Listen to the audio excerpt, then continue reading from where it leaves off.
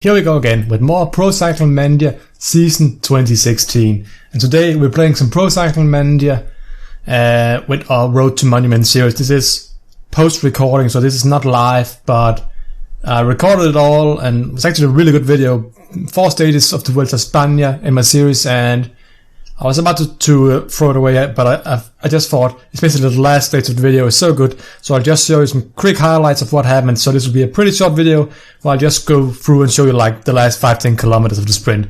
First stage was complete flat, so nothing really happened on the stage either way, so let's just move on to the finish of the stage. Okay, so this is actually the end of the stage. We're in the last 7 kilometers of the stage right now.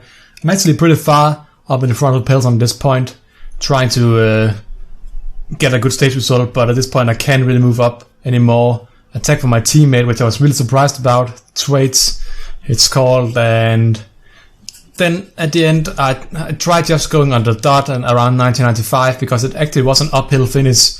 It wasn't a steep uphill finish like 6-7%, not like a Moderate type finish, but still you could see there wasn't really the main sprinters that were competing for the win.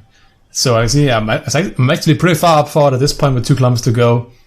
And I move up to 95 here and take my energy gel because this is all out now. And you can see all the sprinters now are just moving past me. I'm all the way at my own on the left side, which is nice because I have a lot of free room, but should be maybe move up to 99. And I end up, I think, in 18th place if I remember correctly.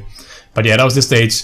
Not a really good result and a pretty boring stage. I wasn't in the breakaway because there was no reason for me to even waste energy doing that. Buhani ended up winning in front of Christoph in a quick step double. Okay, so this is stage 6 of the Vuelta Espana, and you can probably guess what I tried to do on this stage. I tried to go on a breakaway, of course, and get that category 3 climb. The peloton, with Froome in particular, didn't want me to let me get away because I was 16th overall and first in mountain competition as well.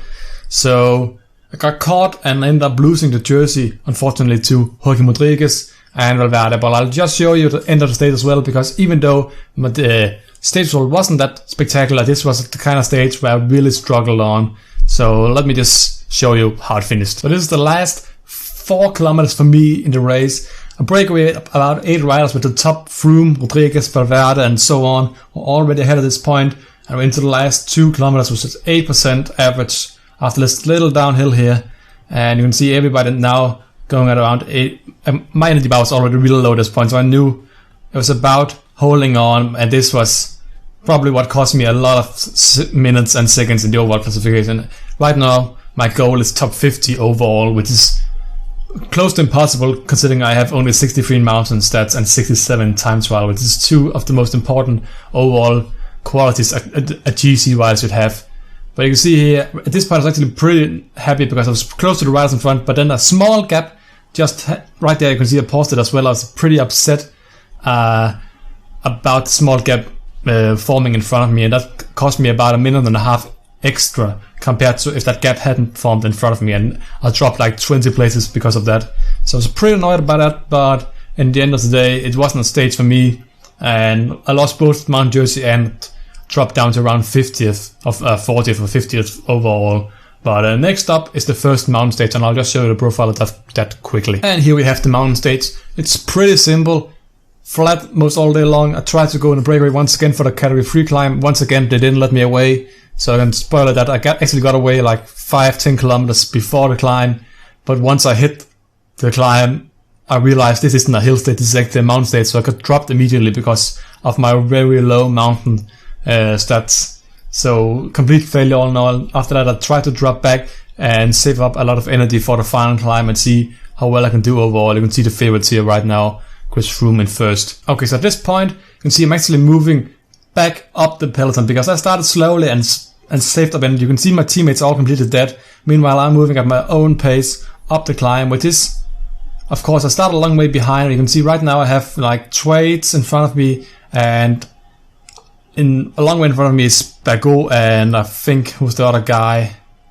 Ede in front of me as well. The 2 best climbers on my team are around 74, 75. Meanwhile, I'm down here 63 mountain stats. By far one of the worst riders in the mountains on my team. Just going at my own pace up the mountain and overtaking group after group after group. And already say now that you can see there are 3 kilometers to go now. I didn't manage to catch my own teammates, which would have been nice to actually be the best rider from my team, but sadly it didn't happen. But still, I finished actually in top 50 on the stage with only 63, 64 mounts. As you see, Bago 73, it is 74.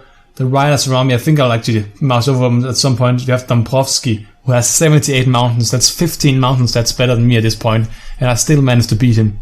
So that was a great result for me, and really happy about how it turned out. But what I really wanted to show you was stage 8, so let me check out the profile for that. This is the profile of stage 8, and a really great profile for me because the competitors are going to use a lot of energy on the first climb, which leaves me with a lot of energy left for maybe getting with the favorites over the second climb. And that is exactly what happened. So let me show you from the last climb and to the finish line, because this was actually a really exciting stage for me. So didn't try to go in a big way this time because I didn't really see a point to it. I tried to go for a nice stage result instead. So yeah, let's get to the next part of the video. So the part I'm going to do now is actually pretty long. It's still 25, 76 kilometers to the goal line. You can see my ND bar compared to my teammates who are actually better than me in hills and climbs. Most of them are really low. They're almost completely dead. Meanwhile, I'm sitting here with an almost full ND bar, and I really don't know how it happened because I didn't really do anything special on the climb before that. But here I just tried to hold myself in front of peloton, go around 75, 80. I actually expected to fall back, but instead I slowly moved forward because I think all of my competitors as well were almost completely done as well. And you can see here, I'm really surprised that I was actually moving forward. I was considering slowing down again. I think I actually did slow down at one point as well. Yeah, I slowed down to 70 there because even down to 70 pace, which isn't a lot on the final climb of a hill stage with 20 kilometers to go. Surprised that I'm actually leading out the peloton at this point, and riders were dropping off. You can see people struggling to even follow at that pace at this point. And I'm actually creating a little small group with 6 men here. And I even got away solo. You can see the attacks happening now from, I think it was Gilbert and Ardondo. No, it's just Gilbert attacked later on, but 2 helpers, Batuns and I think it was Ardondo, yeah.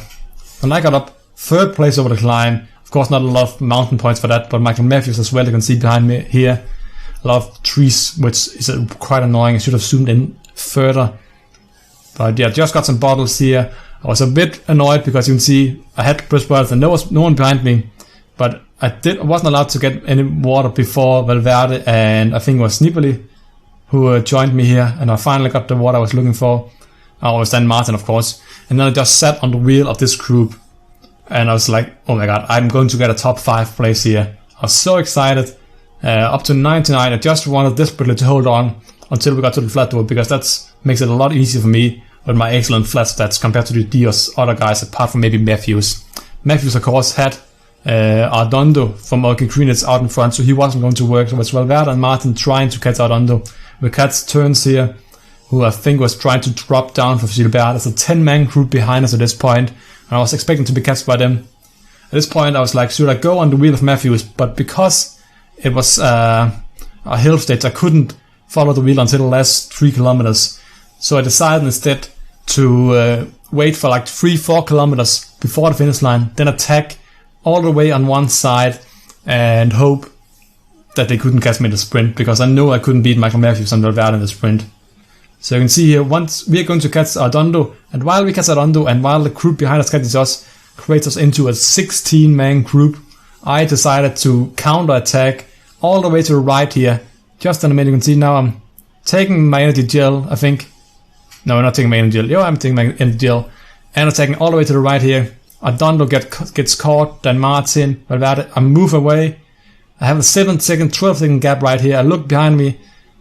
Valverde, now I'm so scared because I know Valverde is a good sprinter. I have like 72 sprints, which is not bad at all. But I know that he's a better hill rider than me, and maybe he might have a lot of energy left. So 500 meters to go. I'm still scared. I didn't realize at this point I was actually such a big gap down to me, and I end up absolutely smashing everybody of them and win with 18 seconds. I'm so excited at this point. And yeah, beat Gilbert, Ben Swift, Rodriguez, Villemot, Caruso, Degenkolb, Valverde, Matthews, Dan Martin, a lot of great riders to beat, and I moved up a lot in the standings as well. And most importantly of all, I got a lot of bonus XP, and I'll just show you what I got for winning my first Grand Tour stage in this Pro Cyclist mode. So yeah, this is what I got, I got 130 points. You can look down below and you can see my previous XP bar. Really a big improvement here for me. Like, it was about 2/5 and now it's probably around maybe 4/5 or maybe like 2/3. So like 40% of the energy bar has been filled out just by winning that one stage. That's a huge improvement and it's gets me that much closer to leveling up. Right now I'm training puncher because I want to be better in the hills. I feel like that's my worst stat at the moment, and I really want to improve my stamina in particular so I can last in longer stages, which all monuments are pretty long anyway, so it's a really useful stat to have for a rider of my caliber, or at least for the rider caliber I'm trying to get to. But yeah, that's it for this video. Of course, by winning a stage in Tour de France, and then Vuelta Espana, of course, I also gained access to the Tour de France, so you might see me ride the Tour de France next year. But yeah, that's it for this video. If you guys enjoyed it, please leave a like and a comment down below and subscribe to the channel if you haven't already, and I'll see you guys next time. Goodbye.